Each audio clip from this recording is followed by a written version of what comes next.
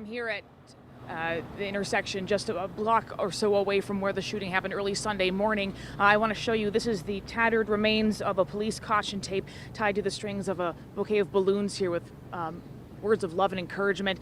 There are some candles over there. This is an area where there was police tape, and so folks who wanted to come and show their support yesterday could only come this far. And so you see candles, you see ways of people just trying to grieve as much as they can. You know, community leaders want to prevent this. More lives lost, more sidewalk memorials set up to remember the dead and support the injured. The details of Sunday's mass shooting are still coming out, so we don't know whether it was gang related, but community leaders say whatever the reason, gun violence is unacceptable and there are some practical steps to take.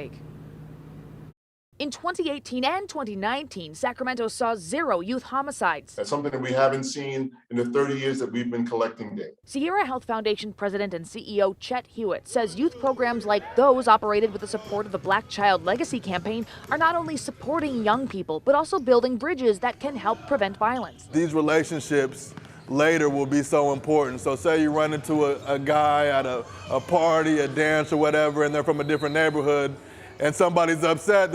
Like, no, I played basketball with that dude at March Madness or Kings and Queens Rise, or we were in Black Boys Build together. So now we're building brotherhoods between neighborhoods and really just taking down those barriers and making sure we're trying to lower the crime rate here in Sacramento. Advocates say continued funding for youth programs is crucial. A great city takes care of its children. In seeing a surge of gun violence, Sacramento isn't alone. Nationally, gun violence has gone up during the pandemic, according to the Gun Violence Archive, an independent data collection and research group. Some are working to combat gun violence through lobbying, like the national group Moms Demand Action. We spoke with a local advocate. Actually, in the last couple of weeks, we have been talking to lawmakers across the state about supporting gun sense bills. As community groups work to prevent gun violence, it's also important to support those who have already been devastated by it. The California Victim Compensation Board offers money to victims and their family for expenses related to violent crime, including medical bills, therapy, and funeral costs. These medical bills are going to be very expensive.